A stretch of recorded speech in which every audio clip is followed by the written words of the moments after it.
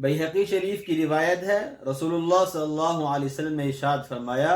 کہ یہ رمضان المبارک کا مہینہ ایسا ہے، اس مہینے کے اندر اللہ کی رحمت کے دروازے کھل جاتے ہیں، جنت کے دروازے کھل جاتے ہیں، اور ان میں سے کوئی بھی دروازہ رمضان مبارک کے ختم ہونے تک بند نہیں ہوتا۔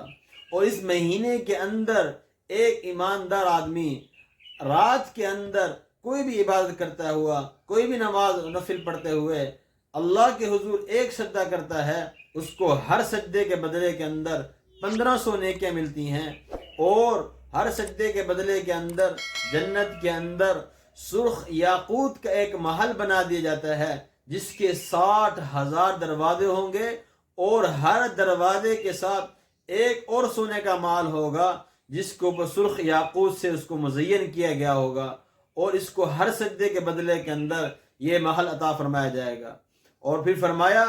کہ رمضان مبارک کا پہلا روزہ رکھتے ہیں تو پچھلے رمضان مبارک سے لے کر اس رمضان مبارک تک جتنے بھی گناہ ہوئے اللہ تعالیٰ اس گناہوں کو جو ہے وہ بخش دیتے ہیں۔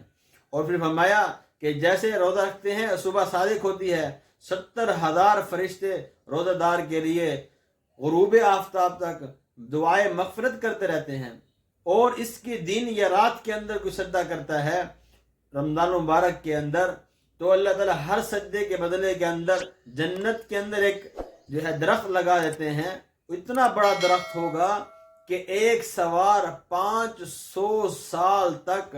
اس کے نیچے چلے گا، تب جا کر اس کا جو ہے وہ سایہ ختم ہوگا۔ تو دیکھو کتنی اللہ کی طرف سے رحمتیں ہیں اور اللہ کی برکتیں ہیں، اللہ کے خزانے کتنے وسیع ہو چکے ہیں۔ تو ہم اس رمضان مبارک کے اندر خوب اللہ کی عبادت کریں، اپنے رب کو جو ہے وہ راضی کریں۔